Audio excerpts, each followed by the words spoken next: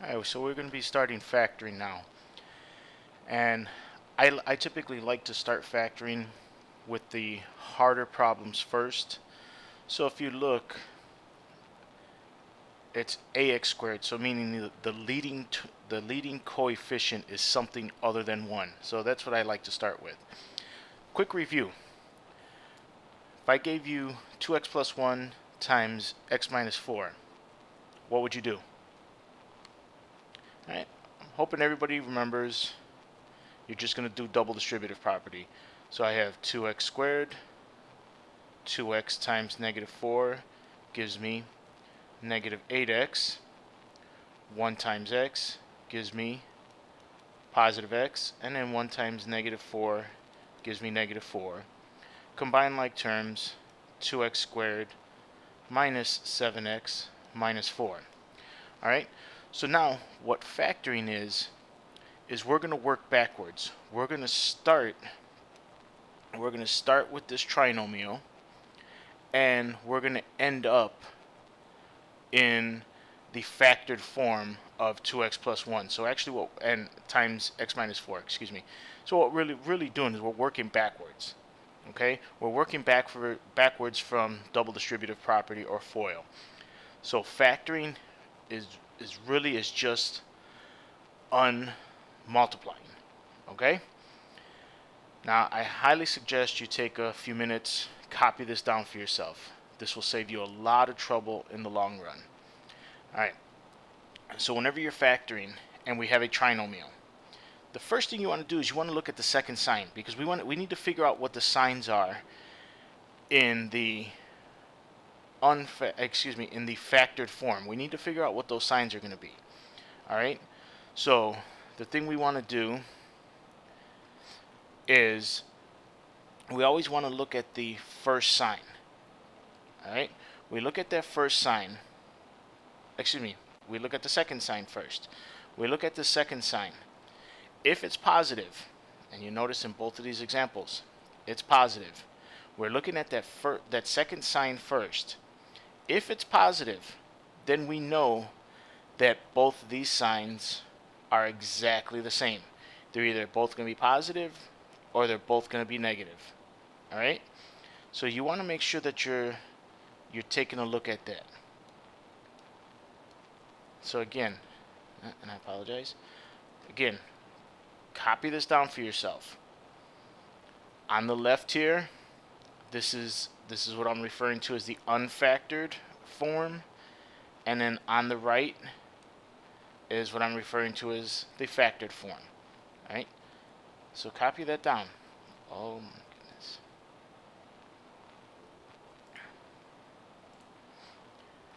So now you're looking at the second sign for you're looking at the second bullet point here.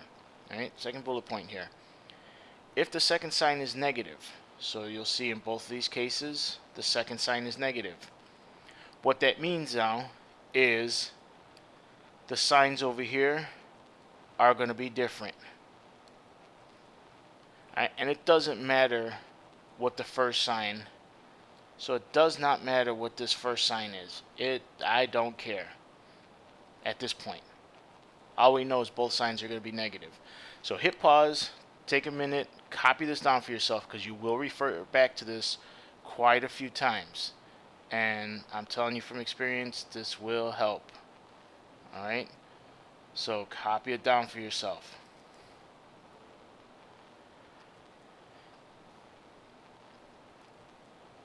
Alright. Let's start looking at some problems here. So we're going to factor. Again, we're looking at the signs. Okay? Now when you hear me referring to factoring, there's a little cheesy story that goes behind this. A teacher showed me how to do this method of factoring, and I asked him at one point, what is this method called? He said he had no idea. So his name was Mr. Rosa. Alright, so Mr. Rosa showed me how to do this problem, how to factor. So I refer to it as factoring using the Rosa method, in honor of Mr. Rosa, because he showed me how to use this. What we do is we look at this first term, that 3x, and what I'm going to do is I'm going to write it down twice. That 3x and 3x, I write it down twice, and then I copy down the leading term, the leading coefficient, excuse me. So I'm writing down that 3 underneath. And we talked about, we look at the signs, so I'm looking at the second sign first. That second sign being positive tells me both of these signs here in these binomials are going to be exactly the same. I have to look at the first sign, and it tells me they're both going to be positive. Now, here's a little tricky part. This is the little tricky part that Mr. Rosa showed me. I take the first number times the last number. So 3 times 2, it gives me 6. And Mr. Rosa told me we're going to write out all the factors of 6, multiplying them together. Go in order. 1 times 6, 2 times 3. Right? Now, you could do 3 times 2, but you're starting to repeat yourself, and I'm done. I don't want to repeat things. I want to write them down one time and be done with it. Some of these problems are going to get a whole lot uglier, and you're going to have a whole lot more terms written down. Okay? And I don't want to go through all that. I want to write it down one time without repeating. Now, adding or subtracting. Alright? Adding or subtracting. Which pair is going to give me that middle term? So I can look at 6 minus 1, which will give me 5, or I can look at 2 plus 3 will give me 5. And you notice they both give me that middle term of 5. But because we're adding, alright, I want to pick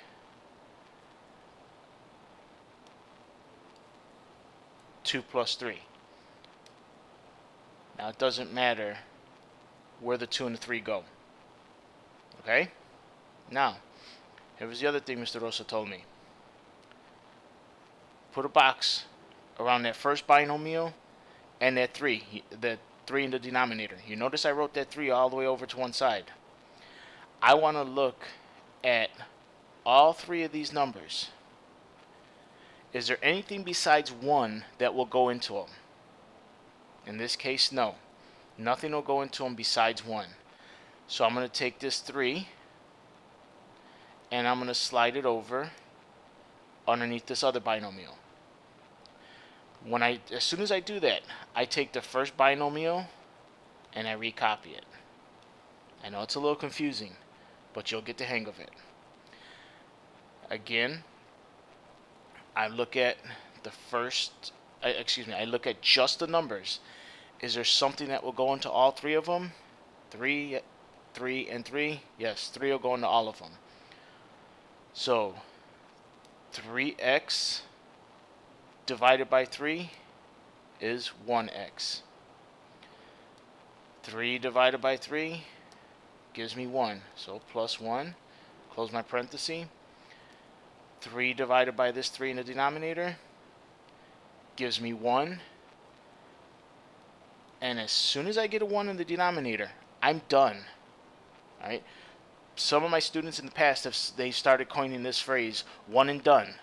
When they're using the Rosa method of factoring, one and done. So as soon as I get a 1 in the denominator, I'm done. Now, I do suggest you check it real fast, just to make sure, because you can always check when you factored to see if you made a mistake. So 3 times x, you're just using double distributive property. So 3 times x gives me 3x squared. 3 times 1, or 3x times 1, excuse me, gives me 3x. And I just write it down real lightly. I can go back and erase it or just leave it. Not that big of a deal. 2 times x gives me 2x. 3x plus 2x gives me that middle term of 5x. And then 2 times 1 gives me 2. So I know I got the problem correct. And again, you don't have to go back and erase this. You're just writing it really lightly. All right. Let's look at problem B. Again, using the Rosa method. 2x, 2x, all divided by 2. I'm looking at the signs. Second sign being positive tells me both of my signs down here are going to be exactly the same. They're either both positive or they're both negative. So what do I have to do? I have to look at that first sign. That first sign is negative, so I know both of these are negative. Alright, now here's again, part of Mr. Rosa's trick. 2 times 5 gives me 10. And write down all the pairs that multiply that will give you 10. Again, start in order. 1 times 10 will give me 10.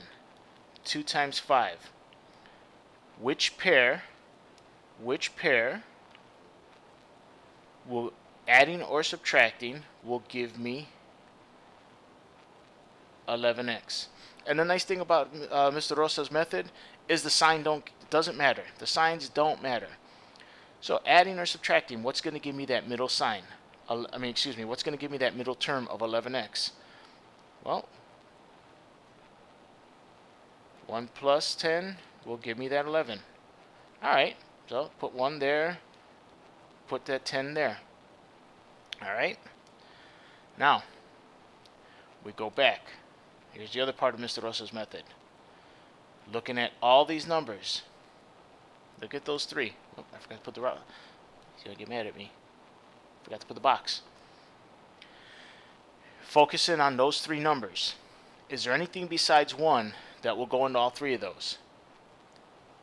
None. Alright? So nothing will go into all 3 of those besides 1. So I'm going to slide that 2 over. Recopy that first binomial. So 2x minus 1. Alright? Now, focus in on the second binomial. Is there something that will go into all 3 of these numbers? 2, 10, and 2. You notice I don't care about the signs. No, I don't care. So 2 will go into all of those. So 2x divided by 2 gives me x. Bring down that minus. 10 divided by 2 gives me 5. And then 2 divided by 2, there's my 1 and done. And again, quickly get used to checking your answer. On a test or a quiz, you can always check your own answer and make sure you got it right. 2x times x gives me 2x squared. 2x times negative 5. Negative 5x. And again, you write that in pencil real lightly. It's not that big a deal. Negative 1 times x.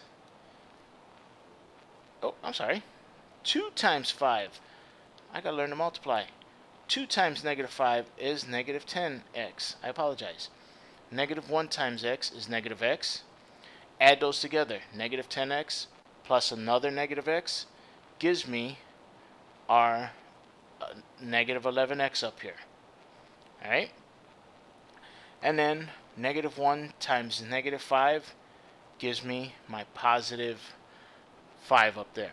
Alright? So now you know you got your answer correct. As long as you don't make any multiplication errors like I did, you'll be good. Alright. Let's try this one here. We have 4x all divided by 4. And at any point you feel like you want to try this on your own, hit pause. Hit pause, try it on your own. You don't have to keep listening to me. We're looking at the second sign again. Second sign this time is negative. What does that tell me?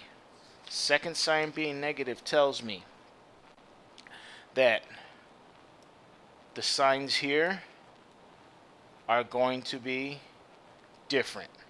Alright? So the signs there are going to be different. So I put a plus and a minus. It doesn't matter. You could put minus and then plus. I don't care. Alright? Mr. Rosa's method, everything will work out. Again, first term, first number, the leading coefficient times the last number times our constant. 4 times 3. You notice I don't care about it being negative. Mr. Rosa's method, everything will work out. 4 times 3 gives me 12. Alright? We're going to write down all those pairs. 1 times 12, 2 times 6, 3 times 4. Adding or subtracting. What's going to give me 4? Well, this one, adding it is going to give me 13. Subtracting it will give me 11. 2 plus 6 will give me 8. But then 6 minus 2 will give me 4. There it is. That's what I want. I want that 4 because that middle term is 4. Alright, so I'm going to take both of these. I'm going to take both of these and I'm going to write it down. But now, because the signs are different, here's the only little trick. Because the signs are different, I want the bigger number. The bigger number. In this case, the bigger number is 6. Is going to, alright, the bigger number goes with the middle sign. It's a little trick I had to learn along the way. Alright, the bigger number goes with the middle sign. So the middle sign is positive. So where am I going to put this 6? That 6 has to go right here because that's positive and because that's positive. Alright, so let me get rid of all these arrows, trying to be less confusing.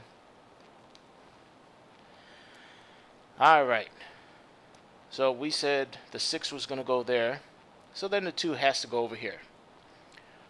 So Mr. Rosa doesn't yell at me. Put a box around that first term. First binomial, excuse me.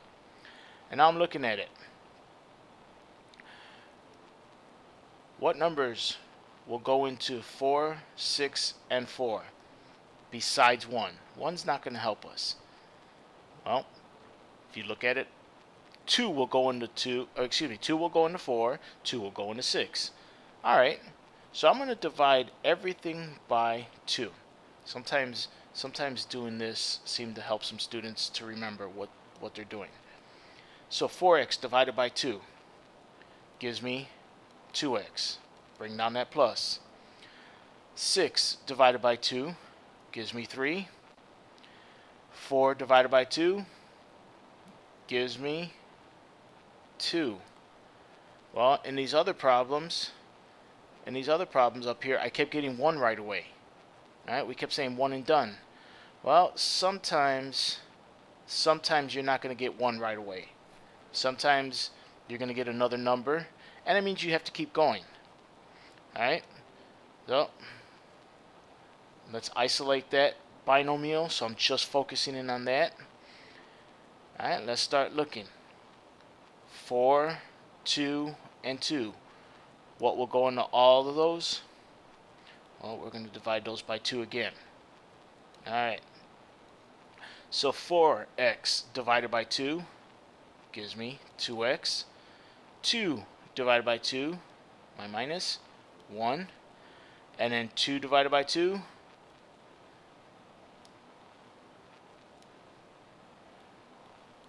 alright, there's my 1. There's my 1. 1 and done. Alright, I'll leave it up to you to check it, to make sure I'm right. I want you trying one on your own. Alright, I do want you trying this one on your own. So part D. 6x squared minus x minus 2. Give it a try. Hit pause. go back and see what I did. All right, look at your notes. Try to figure it out. These problems are tough, but I do want you trying it. All right, so hit pause. I'll wait. All right.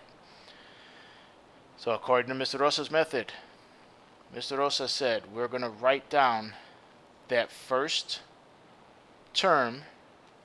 We're going to write it down 2 times, and we're going to divide by that leading number. Then I'm telling you, we look at the second sign. That second sign being negative tells me that both of these signs are going to be different. Alright, it doesn't matter where you put the plus and minus. One's plus, one's minus. Alright, you notice I didn't even bother looking at this first sign. I don't care about that first sign yet. I don't care. Alright, now 6 times 2 gives me 12. What pairs? Alright, go in order. 1 times 12, 2 times 6, 3 times 4. Adding or subtracting, what is going to give me this 1? Right? What's going to give me that 1? Well, 3 and 4. Now remember I said, here it does matter where the bigger number goes. The bigger number, which is 4, is going to take whatever that sign is. Whatever that sign is, that first sign. So it's negative. So I'm going to put the 4 over here because this is negative and that's negative. Okay? Let me get rid of all this mess. So since the 4 went there, the 3 is going to go here. Yeah, sorry. I don't know why I changed colors on you. There we go. Alright, Mr. Rosa said, let's isolate. So I'm looking at 6, 3, and 6. What goes in all 3 of those? I can divide all 3 of those by 3. Alright, so that's just there to help me remember. So 6x divided by 3 gives me 2x. 3 divided by 3, 1. 6 divided by 3 gives me 2. Okay, you notice I slid whatever that answer was over. I did not get 1. So that means I have to do some more dividing here. Alright, so now 6, 4, and 2. Again, you notice I don't care about that sign in the middle. 6, 4, and 2. What goes into all of those? I can divide all of those by 2. Alright. So 6x divided by 2 gives me 3x. 4 divided by 2 gives me 2. 2 divided by 2, there's my 1. I'm 1 and done. Now go back, check this real quick. 2x times 3x, 6x squared. 2x times negative 2 gives me negative 4. 1 times 3 gives me, gives me 3x. Negative 4x plus 3x gives me that negative 1, what I was looking for. Alright? And then 1 times negative 2 gives me that negative 2 up here. Alright, so again, you check it real quick. Make sure you didn't get it wrong. And hopefully you're more successful.